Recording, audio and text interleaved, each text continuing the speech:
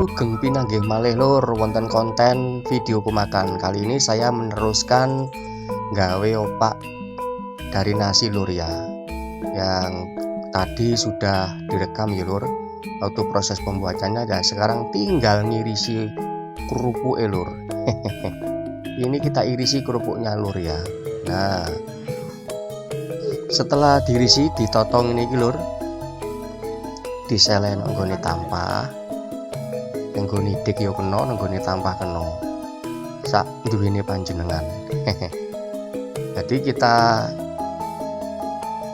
irisi tipis-tipis wis sesuai panjenengan, nek ngirisi sak pira kandel tipise nyumanggake lur ya.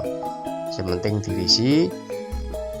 Yur mari ngono aja lali lur, dijemur alias dipepe biar garing.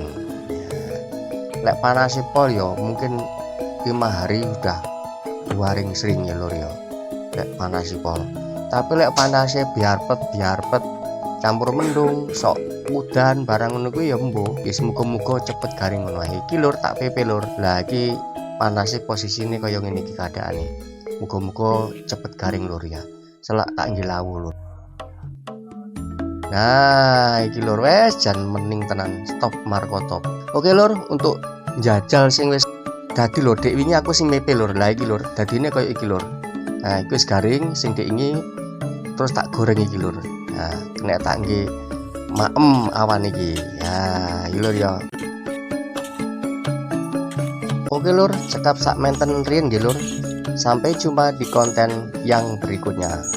Matur sembah nuwun. Dadah.